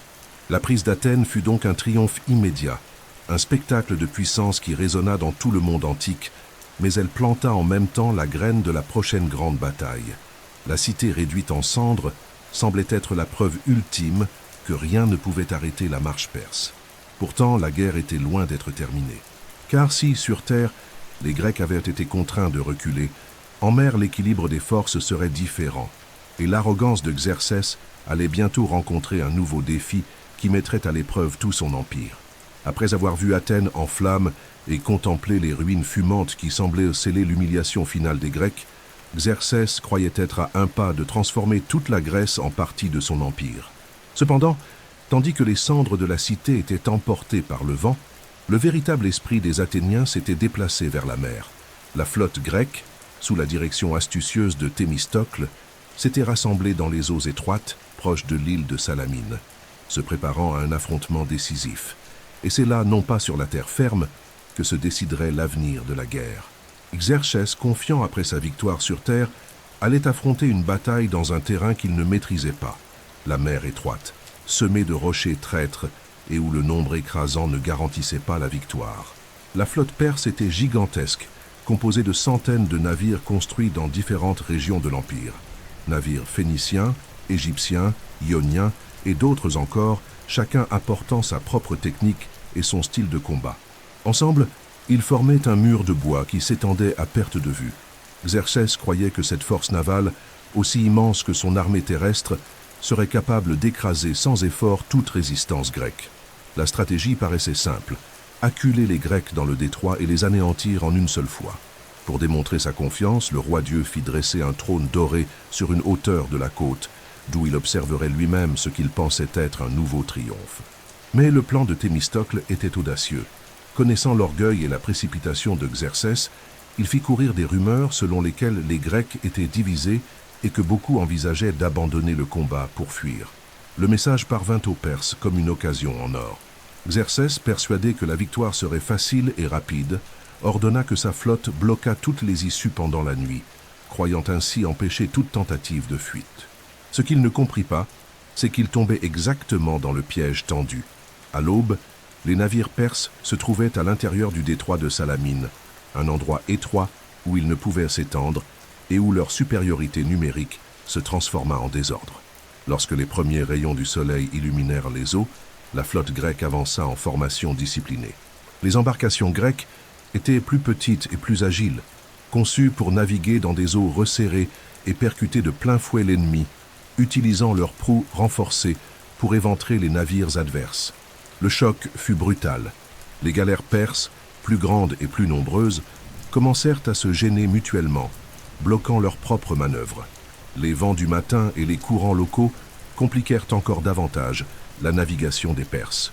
Au milieu de la confusion, les Grecs exploitaient chaque ouverture, attaquant rapidement, se repliant, percutant et coulant des navires qui n'avaient pas l'espace nécessaire pour riposter. Depuis son trône doré, Xerxès regardait avec horreur la bataille se transformer en chaos. Ce qu'il croyait être un massacre grec devint un cauchemar perse. Navire après navire était détruit, et les pertes s'accumulaient. Les Phéniciens, considérés comme marins expérimentés, se trouvaient piégés, incapables de déployer leur talent. Les voix de commandement se mêlaient aux cris des hommes tombant à la mer, et en peu de temps, la discipline de la flotte perse s'effondra. L'eau, auparavant calme, se remplit de débris, de corps et d'armes flottantes.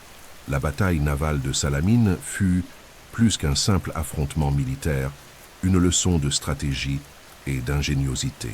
Tandis que les Perses se fiaient uniquement au nombre et à la force, les Grecs s'appuyèrent sur la connaissance du terrain, la discipline et le courage. En quelques heures, la flotte que l'on croyait invincible reçut un coup si dévastateur qu'elle ne s'en remit jamais complètement.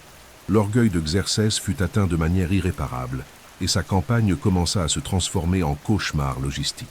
Sans le contrôle de la mer, les lignes de ravitaillement devinrent fragiles, et l'avancée terrestre si minutieusement planifiée perdit une partie de son soutien vital. Lorsque la bataille prit fin, les eaux étaient couvertes d'épaves et de cadavres, et la flotte perse, partie pour détruire les Grecs, fuyait en désordre. Xerxès, furieux et incrédule, se trouva confronté à la réalité.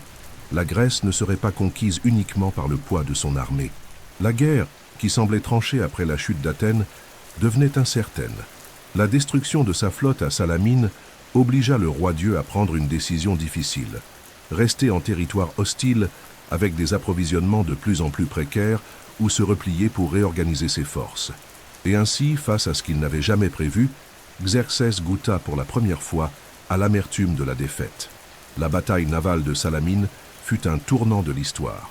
Elle montra au monde que le courage et l'intelligence pouvaient défier un empire colossal. Pour les Grecs, ce fut un cri de survie. Pour les Perses, un coup qui ébranla les fondements du rêve de dominer l'Europe. Et pour Xerxès, ce fut la première fissure dans son image d'invincibilité. Un rappel cruel que même la plus grande des armées ne peut échapper au piège parfait. La défaite de Salamine brisa un maillon essentiel de la puissante mécanique que Xerxès avait mise en marche pour conquérir la Grèce. Sans la flotte, sa campagne, qui dépendait des ravitaillements venus par mer, devint vulnérable. La destruction des navires ne signifiait pas seulement une perte matérielle, mais atteignit profondément le moral d'une armée qui croyait jusqu'alors marcher sous une invincibilité absolue. Dans le silence qui suivit cette bataille, Xerxès se trouva pour la première fois face à une réalité qu'il n'avait jamais connue. Sa volonté seule ne suffisait pas à plier le monde entier. Le roi Dieu demeura encore quelque temps en Grèce, après la défaite, tentant de réorganiser ses troupes et de chercher des alternatives pour poursuivre la guerre. Mais chaque jour qui passait rendait plus clair que sa position devenait de plus en plus intenable. Sans la maîtrise de la mer, ses lignes de ravitaillement étaient menacées, et la perspective d'affronter un hiver rigoureux en territoire hostile, entouré d'ennemis connaissant chaque montagne, chaque vallée et chaque source, pouvait transformer la campagne en désastre encore plus grand. Pour un esprit stratégique comme le sien, se replier était plus sage que de s'obstiner dans un risque qui pouvait consumer l'Empire. Ainsi, même si la frustration brûlait dans son cœur, Xerxès prit la décision de retourner en Perse. Le retour fut lent, marqué par un lourd silence et par une amertume qui contrastait avec la grandeur de la marche allée. Le même chemin qui, à l'aller, vibrait de la confiance d'une victoire inévitable, se remplissait maintenant d'une armée épuisée, portant la mémoire de la destruction d'Athènes et la honte d'une flotte perdue. Pour maintenir une présence perse en Grèce, Xerxès laissa un contingent de troupes sous le commandement de Mardonios, l'un de ses généraux les plus expérimentés, avec la mission de tenter de renverser la situation et, si possible, de conquérir au moins une partie du territoire. Mais lui-même, avec le noyau de l'armée, retourna en Asie mineure, franchissant de nouveau l'Hellespont, cette fois sans les célébrations qui avaient de marquer son entrée triomphale en Europe. Au cours de cette longue marche de retour, les soldats remarquèrent un changement dans l'attitude du roi. Xerxès, qui jusque-là s'était montré presque comme une divinité intouchable, marchait désormais avec un regard plus sombre, plus dur et silencieux. Il n'y avait ni cris ni discours enflammés. L'expérience de Salamine avait planté une blessure profonde dans son orgueil, et il portait désormais la conscience que la guerre n'était pas seulement une question de nombre ou de richesse. La douleur de voir son ambition contenue par une poignée de petites cités-États était une marque qui l'accompagnerait jusqu'à la fin de sa vie. De retour en Perse, Xerxès retrouva la sécurité et le luxe de ses palais. Pourtant, la majesté des colonnes de Persépolis et de Suse n'avait plus la même résonance. Derrière les murs ornés d'or et de pierres précieuses, le roi portait avec lui le poids d'une campagne inachevée. Il continua de gouverner avec fermeté, ordonna de nouvelles constructions et maintint l'ordre dans le vaste empire, Mais la flamme de conquérir la Grèce, son objectif le plus ambitieux, s'était éteinte. Cette période de sa vie resta marquée comme une leçon amère. Même le plus grand empire du monde peut rencontrer des barrières qu'il ne parvient pas à franchir. La décision de se retirer ne diminua pas la puissance de la Perse sur la scène mondiale. Xerxès demeura craint et respecté par des rois et des peuples lointains, mais l'image d'invincibilité qui entourait sa personne fut fissurée à jamais. La Grèce, qu'il croyait écrasée en quelques semaines, avait résisté et, ce faisant, inspirerait les générations futures à ne jamais se rendre face à un ennemi plus grand. La guerre se poursuivrait sous le commandement de Mardonios, mais le roi-dieu lui-même ne remettrait plus les pieds sur ses terres. Son attention se reporta sur les affaires internes de l'Empire et sur des projets de construction destinés à immortaliser son nom, peut-être comme une manière de compenser la blessure ouverte sur le champ de bataille. Ce retour, marqué par le silence et la réflexion, montre que l'histoire ne se construit pas uniquement de victoires et de conquêtes. Même des hommes qui se croient choisis par les dieux doivent affronter la réalité des limites humaines. Pour Xerxès, la longue route du retour de Grèce fut aussi un chemin intérieur, au cours duquel il commença à comprendre que même un empire sans frontières ne peut tout vaincre. La guerre, commencée comme un rêve de gloire, se termina comme un rappel douloureux qu'aucun pouvoir n'est absolu. Lorsque Xerxès revint en Perse après la campagne manquée contre la Grèce, il retrouva un empire qui, malgré les blessures infligées à son honneur, demeurait colossal et intact dans sa structure. La défaite navale de Salamine et l'avancée contenue sur terre n'avaient pas détruit la puissance perse, mais obligèrent le roi-dieu à redéfinir le cours de son règne. À partir de ce moment, l'énergie qui auparavant se tournait vers l'expansion extérieure se concentra de nouveau à l'intérieur de l'Empire, et la grandeur de Xerxès trouva une nouvelle forme d'expression, à travers la construction monumentale et le renforcement du pouvoir central. La Perse de l'après-guerre vécut une période où la diplomatie retrouva un rôle important. Xerxès, conscient que la guerre contre les Grecs avait révélé des limites qu'aucune force, aussi vaste fût-elle, ne pouvait franchir, choisit de consolider ce qu'il possédait déjà, plutôt que de risquer de nouvelles campagnes dévastatrices. Sous son commandement, les satrapies reçurent des ordres stricts d'augmenter la collecte de tribus, d'assurer la stabilité politique et d'écraser rapidement tout signe de révolte. Cette phase de réorganisation interne rendit à l'Empire un sentiment de sécurité et permit aux routes royales et aux canaux commerciaux de retrouver la vitalité de la vie quotidienne. C'est alors que Xerxès s'engagea dans le projet de transformer les cités perses en symboles éternels de la gloire impériale. Persépolis en particulier devint le centre de son ambition architecturale. Si elle avait déjà été une cité importante, elle devint désormais le centre cérémoniel le plus impressionnant de toute l'Antiquité. Le roi ordonna la construction de palais plus vastes encore, de terrasses aux escaliers majestueux, de reliefs sculptés montrant des processions de peuples apportant des tribus, et de salles si immenses qu'elles semblaient faites pour accueillir l'ensemble du monde connu. Les matériaux provenaient des régions les plus diverses de l'Empire, cèdres du Liban, marbre d'Anatolie, pierres précieuses de l'Inde et or d'Égypte.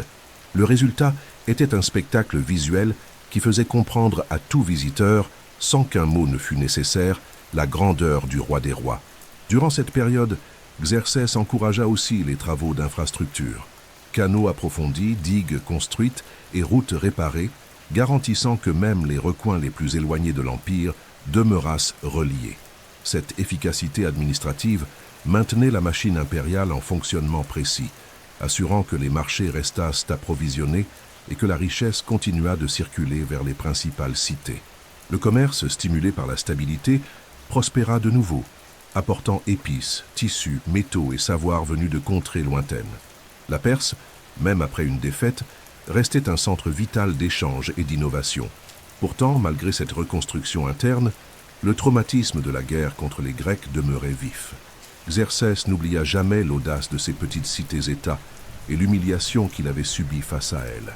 Ce ressentiment modela une partie de sa politique interne, le rendant plus méfiant et plus rigide dans le contrôle des provinces. Sa cour devint un milieu encore plus cérémonieux et isolé. L'image du roi-dieu s'intensifia et la barrière entre lui et son peuple grandit, le transformant en une figure presque inaccessible, entourée de luxe, de protocoles et de silence. Parallèlement, le règne d'après-guerre fut marquée par des intrigues palatiales. La coexistence de peuples divers au sein de l'Empire avait toujours généré des rivalités, et la cour perse, saturée de richesses et de pouvoir, constituait un terrain fertile pour les conspirations. Les femmes du harem royal, les eunuques et les conseillers rivalisaient d'influence, tissant un réseau invisible d'intérêts et d'hostilité. Xerxès lui-même, bien qu'étant un souverain fort, dut affronter trahison et complots silencieux, rappel constant que gouverner un empire si vaste était plus complexe que de remporter des batailles. Cette période fut également marquée par des épisodes que la tradition judéo-chrétienne consignerait des siècles plus tard, associant Xerxès à la figure du roi Assuérus mentionné dans le livre d'Esther. Ce récit, mêlant histoire et religion, amplifia encore l'aura légendaire du monarque, le transformant en personnage d'histoire dépassant la sphère politique pour rejoindre celle du spirituel. Ainsi, le règne après la guerre fut un temps de reconstruction, de splendeur architecturale et de réclusion croissante.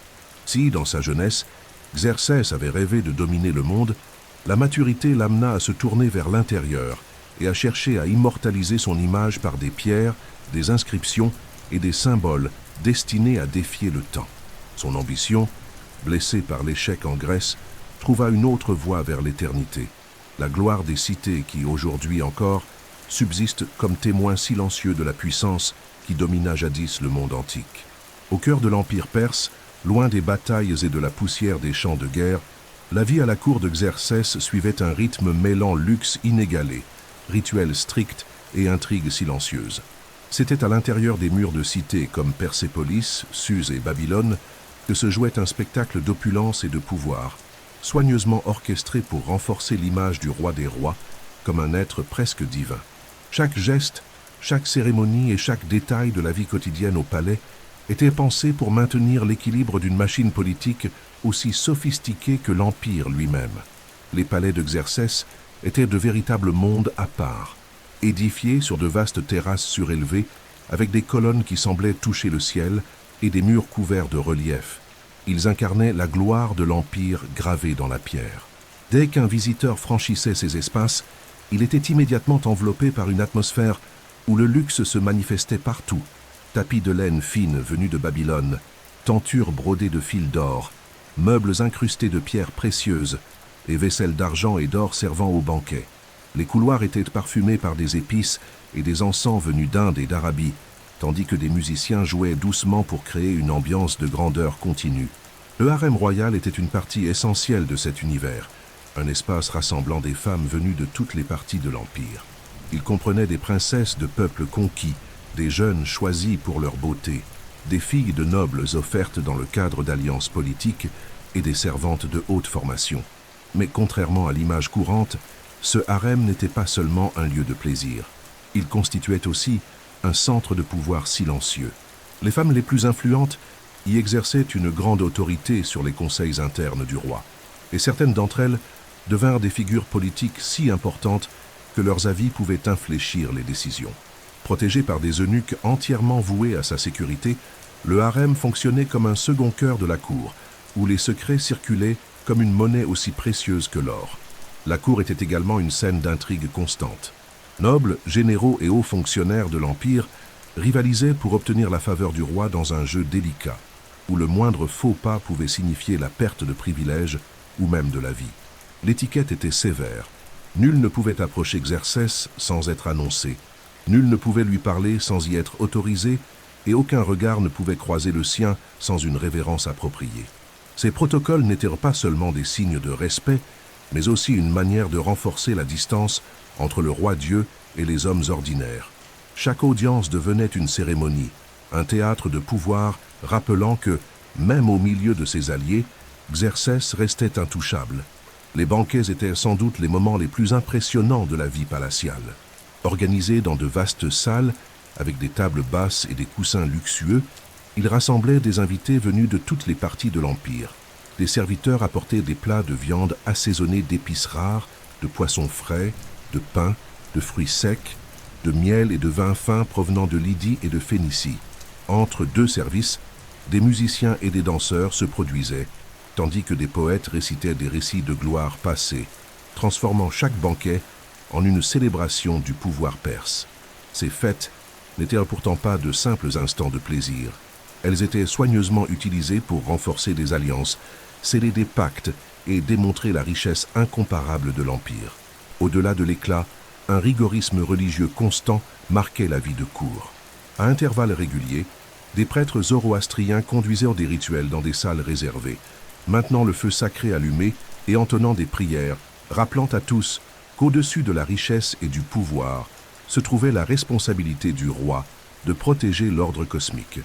Xerxès participait à ces cérémonies avec un sérieux absolu, renforçant son image d'intermédiaire entre le monde divin et les hommes. Malgré tout ce faste, la cour abritait aussi des ombres. La méfiance était un sentiment permanent. Tout noble qui gagnait trop de popularité, tout officier qui affichait une ambition excessive était minutieusement surveillé. La grandeur de la cour reposait sur une discipline de fer, et la crainte silencieuse du regard du roi faisait partie de l'air même que l'on respirait dans ses palais. La vie à la cour de Xerxès était donc un mélange fascinant de splendeur et de tension. C'était un lieu où la richesse ne connaissait aucune limite, où les peuples du monde entier se retrouvaient dans un même espace, mais aussi un lieu où chaque mot prononcé et chaque geste accompli pouvait sceller un destin. Et, au-dessus de tout, c'était la scène où se dressait quotidiennement la figure du roi des rois, un homme qui avait transformé sa propre existence en symbole vivant de ce que signifiait gouverner le plus vaste empire du monde antique.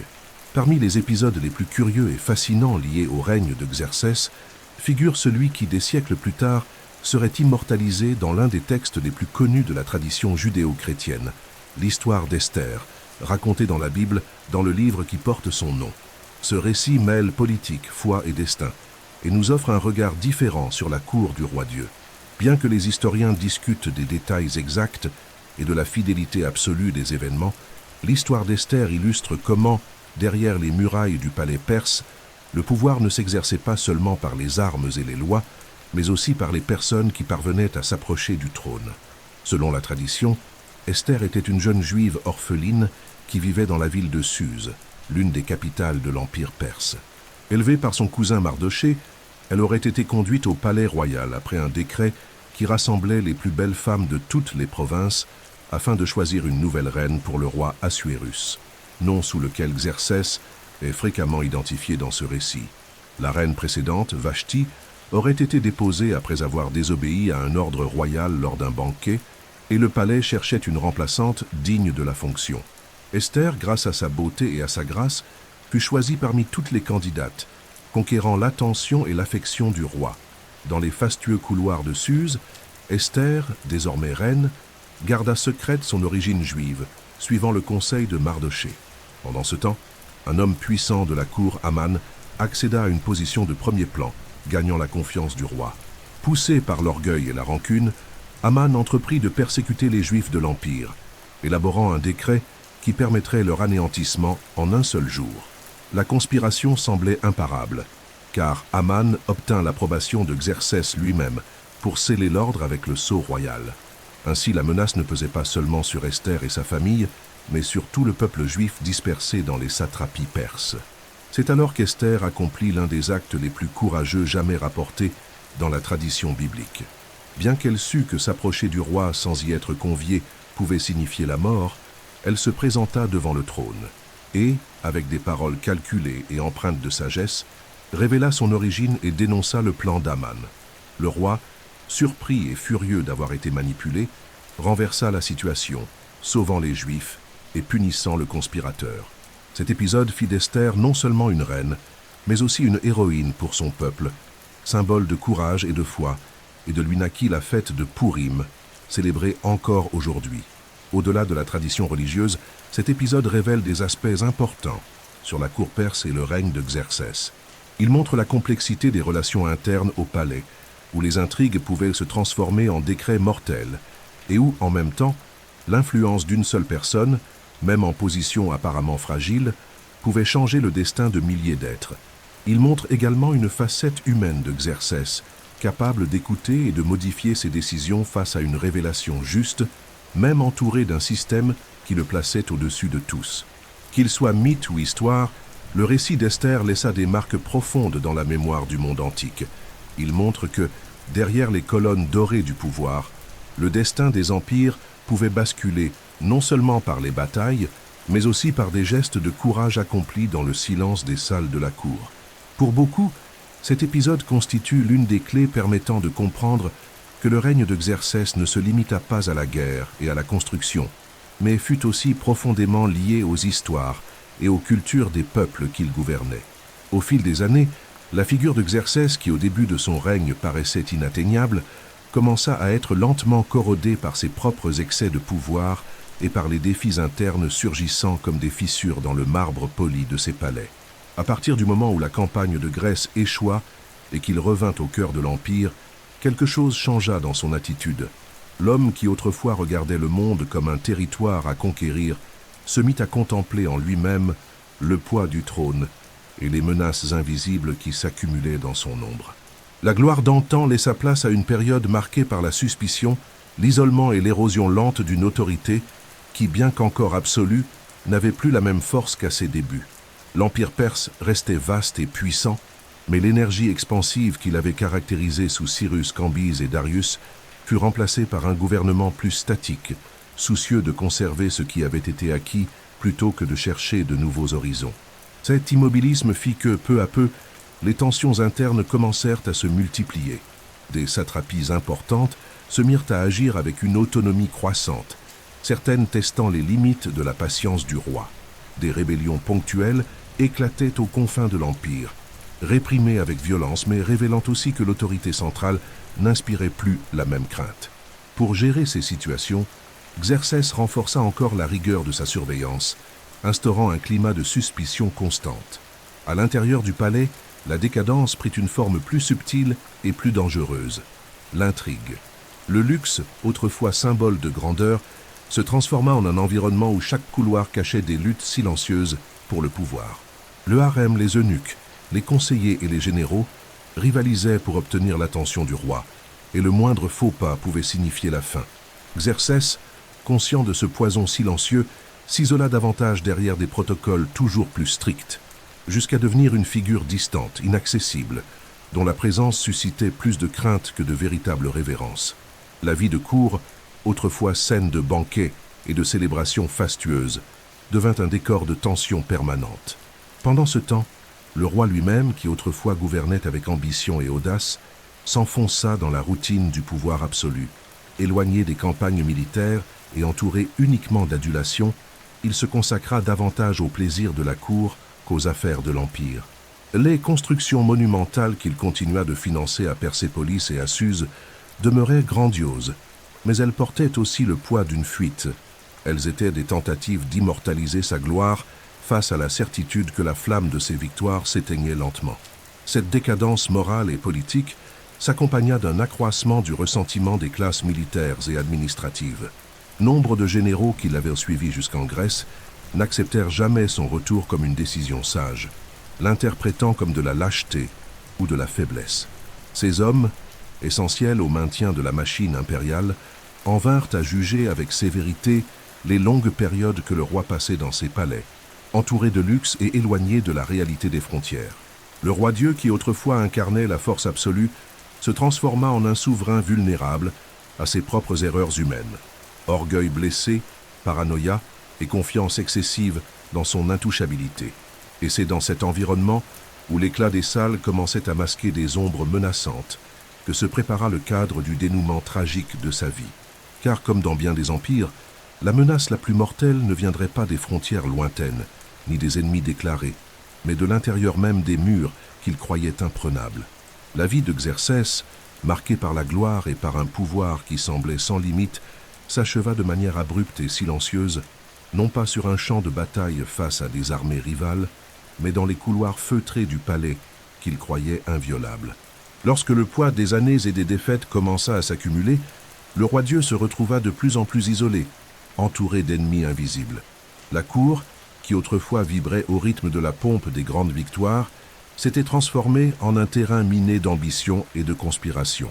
La décadence morale de l'élite perse, nourrie par les excès du luxe et par un ressentiment contenu, fit que la figure du monarque fut peu à peu perçue non plus comme un symbole intouchable, mais comme un obstacle aux nouvelles luttes de pouvoir. La mort de Xerxès survint en l'an 465 avant notre ère, à Suse, l'une des capitales les plus importantes de l'Empire. Il fut assassiné par l'un de ses propres officiers de confiance, Artaban, chef de la garde palatiale. La conspiration qui mena à sa mort naquit dans un climat de méfiance qui s'était intensifié durant les dernières années de son règne. Artaban, profitant de l'éloignement du roi vis-à-vis des décisions militaires et de son isolement croissant, organisa un coup soigneusement préparé. Dans le silence de la nuit, les conspirateurs pénétrèrent dans les appartements du souverain et le tuèrent, mettant brutalement fin à la vie d'un homme que l'on avait considéré comme une divinité vivante. Cet acte ne fut pas seulement un assassinat. Il symbolisa le début d'une nouvelle phase d'instabilité au cœur de l'Empire perse. La mort violente d'un roi des rois révélait au monde que, derrière les murailles fastueuses, la machine qui soutenait le pouvoir perse commençait déjà à s'affaiblir.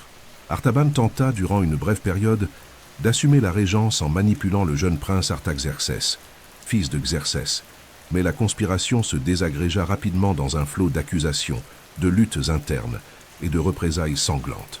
Le trône passa alors à Artaxerxès Ier, qui hérita non seulement de l'Empire, mais aussi des blessures laissées par le règne de son père et par la manière dont il s'était achevé. La fin de Xerxès mit un terme à l'un des chapitres les plus marquants de l'histoire de l'Empire perse. Il avait commencé sa vie entouré de prophéties de grandeur, gouverné avec une ambition sans bornes, mobilisé la plus grande armée de l'Antiquité contre la Grèce et bâti des cités et des palais qui demeurent aujourd'hui encore les témoins silencieux de sa gloire. Pourtant, il termina son existence comme tant d'autres rois qui s'étaient crus invincibles, victime des conspirations et des trahisons de ceux qui lui étaient le plus proches. Sa mort n'effaça pas son héritage, mais grava une leçon pour tous ceux qui vinrent après lui. Même l'homme le plus puissant, entouré d'or et de gardes, peut être vaincu par la fragilité de sa propre condition humaine. Le roi Dieu, qui avait rêvé de gouverner le monde, tomba sous les coups d'un de ses sujets dans son propre palais, et ce contraste entre grandeur et fragilité transforma son histoire en l'une des plus impressionnantes et tragiques de l'Antiquité. Le nom de Xerxès, bien au-delà de son règne, traversa les siècles et devint synonyme de grandeur, d'ambition et de pouvoir absolu. Même vaincu en Grèce et assassiné à l'intérieur de ses propres murailles, sa vie marqua profondément l'histoire du monde antique. L'héritage qu'il laissa ne se trouve pas seulement dans les palais monumentaux et dans les routes qui reliaient un empire colossal, mais aussi dans les empreintes culturelles et politiques qui façonnèrent la relation entre l'Orient et l'Occident durant des siècles. Xerxès fut plus qu'un roi. Il devint un symbole, une figure qui, entre histoire et légende, ne cessa jamais de susciter fascination. Parmi les héritages les plus visibles de Xerxès figure l'architecture perse. Sous son patronage, des cités comme Persépolis atteignirent un éclat jamais vu auparavant. Les constructions qu'il fit ériger, salles aux colonnes gigantesques, reliefs détaillés montrant des peuples apportant des tribus, escaliers monumentaux et murailles décorées de scènes de gloire, n'étaient pas de simples ouvrages fonctionnels, mais des déclarations de pouvoir et d'éternité. Ces palais, même en ruine, impressionnent encore aujourd'hui ceux qui les contemplent, rappelant qu'il exista un temps où un homme tenta de graver dans la pierre l'image de la Perse comme centre du monde. Sur le plan politique, le règne de Xerxès représenta l'apogée du modèle administratif perse créé par Darius. Malgré les défaites, il parvint à maintenir la cohésion d'un empire rassemblant des dizaines de peuples, de cultures et de religions. Le réseau de satrapies, les routes royales et le système de postes, instruments de gouvernement permettant une communication et un contrôle efficaces, continuèrent de fonctionner comme une mécanique donnant unité à l'Empire. Cette capacité à gouverner un territoire aussi vaste devint une source d'inspiration pour bien d'autres empires qui s'élevèrent ensuite, y compris pour Alexandre le Grand, qui des siècles plus tard s'émerveilla de cette organisation avant de la conquérir. Cependant, l'héritage le plus profond de Xerxès réside peut-être dans le domaine culturel et symbolique. La guerre gréco-perse façonna à jamais l'identité des peuples grecs, forgeant un sentiment d'union face à la menace extérieure et créant des récits d'héroïsme transmis à travers les générations. La présence de Xerxès comme antagoniste dans ces épisodes le transforma aux yeux de l'Occident en un personnage presque mythique, le monarque arrogant qui tenta de soumettre le monde et rencontra une résistance là où il s'y attendait le moins. En même temps, pour l'Orient, il demeura un symbole de la gloire perse, un roi qui mena l'empire à la limite du possible et consolida la Perse comme la plus grande puissance de son époque. La religion zoroastrienne, si présente dans son règne, contribua également à définir la manière dont Xerxès gouvernait et dont il était perçu. Pour beaucoup, il fut l'incarnation du roi des rois, l'élu d'Ahura Mazda, et cette association entre pouvoir divin et autorité politique laissa des traces profondes dans la façon dont rois et empereurs se présentèrent au fil de l'histoire, y compris dans d'autres cultures. L'idée qu'un dirigeant soit un représentant des dieux ou placé au-dessus des hommes gagna en force en partie grâce à la manière dont Xerxès façonna son image. Dans la mémoire collective, Xerxès demeure une figure paradoxale. Il fut à la fois un roi visionnaire et un homme marqué par l'orgueil, un chef qui rêva de dominer le monde et un souverain qui rencontra des limites infranchissables dans la détermination d'un petit peuple obstiné. Son histoire enseigne qu'aucun empire ne dure éternellement, mais montre aussi jusqu'où peut aller l'ambition humaine lorsqu'elle est nourrie par la conviction d'un destin tracé par les dieux. Aujourd'hui, en marchant parmi les ruines de Persépolis ou en lisant les récits des chroniqueurs anciens, on peut encore sentir la présence de cet homme qui croyait gouverner le monde. Xerxès, le roi-dieu, ne fut jamais oublié, car sa vie devint un récit éternel sur la gloire et la chute, sur le pouvoir et la fragilité, et sur la manière dont un seul règne peut changer à jamais le cours de l'histoire. Même après sa mort, le nom de Xerxès ne s'effaça jamais du tissu de l'histoire. Il survécut dans les pierres des palais qu'il fit ériger, dans les inscriptions laissées comme témoignage de sa vision grandiose, et surtout dans l'imaginaire collectif des peuples qu'il avait craint et défié. La mémoire de Xerxès fut façonnée non seulement par les actes de son règne, mais aussi par la manière dont il fut décrit par ses ennemis et admiré par ses propres sujets. Ainsi, à travers les siècles, Xerxès cessa d'être seulement un homme pour devenir une légende, un symbole qui habite encore aujourd'hui la frontière entre réalité et mythe. Dans les récits grecs, notamment dans les écrits d'Hérodote, Xerxès apparaît comme la personnification de l'arrogance et de l'excès. Pour les Grecs, il était l'ennemi absolu, le roi qui croyait pouvoir soumettre la liberté par la force du nombre, un homme qui se pensait au-dessus même des dieux et qui, pour cela, mérita sa défaite. Les histoires le montrant fouettant la mer à l'Hellespont ou observant depuis un trône d'or la destruction de sa flotte à Salamine devinrent des récits éternels, transmis de génération en génération comme avertissement contre l'orgueil. Ce portrait, marqué par la perspective occidentale, transforma Xerxès en un personnage presque tragique, le chef qui possédait tout mais qui perdit au moment décisif. Dans la tradition orientale, en revanche, la mémoire de Xerxès prend une autre direction. Là, il est rappelé comme un souverain qui mena l'empire perse à l'apogée de son expression culturelle et architecturale, un homme qui assura la stabilité interne et laissa un héritage matériel ayant traversé des millénaires. Ses constructions monumentales à Persépolis et à Suse, son habileté administrative et la grandeur de son armée firent de lui un exemple de ce que signifiait être roi des rois. Encore aujourd'hui, les voyageurs et chercheurs qui arpentent les ruines de ces cités antiques peuvent imaginer la majesté de la cour de Xerxès et l'ampleur d'un empire qui semblait sans fin. La religion contribua également à consolider son image. Pour les Zoroastriens, Xerxès représentait le lien direct entre le monde des hommes et la volonté d'Ahura Mazda, et dans l'imaginaire judéo-chrétien, il fut immortalisé sous le nom d'Assuérus dans le livre d'Esther, associé à l'histoire de courage et de salut d'un peuple entier. Ces regards différents, issus de traditions variées, firent de Xerxès une figure aux multiples facettes, tantôt vu comme tyran, tantôt comme protecteur, tantôt comme instrument du destin. Au fil des siècles, la figure de Xerxès gagna aussi en force dans l'art et la littérature. Poètes, dramaturges, peintres et cinéastes réinventèrent sa vie et ses batailles, mettant tour à tour en avant sa brutalité ou sa grandeur. Dans l'imaginaire populaire, il devint un archétype, l'empereur absolu qui cherche à dominer le monde et qui, ce faisant, suscite autant la peur que l'admiration. Cette présence continue dans les textes, sur les scènes et à l'écran montre que, même après 2 millénaires et demi, l'ombre de Xerxès demeure vivante. La légende de Xerxès est, en essence, l'histoire de la rencontre entre l'ambition et les limites humaines. Elle raconte comment un homme, même entouré du plus grand empire qui ait existé jusque-là, découvrit que la volonté de tout dominer pouvait être brisée par le courage et l'ingéniosité de ceux qui défendaient leur liberté. Dans le même temps, sa vie démontre que si la mort détruit les corps et les royaumes, les actes, qu'ils soient glorieux ou désastreux, ont le pouvoir de traverser le temps. C'est pourquoi, encore aujourd'hui, lorsque l'on parle de pouvoir absolu, le nom de Xerxès résonne, portant avec lui la mémoire d'un empire qui crut pouvoir toucher l'infini.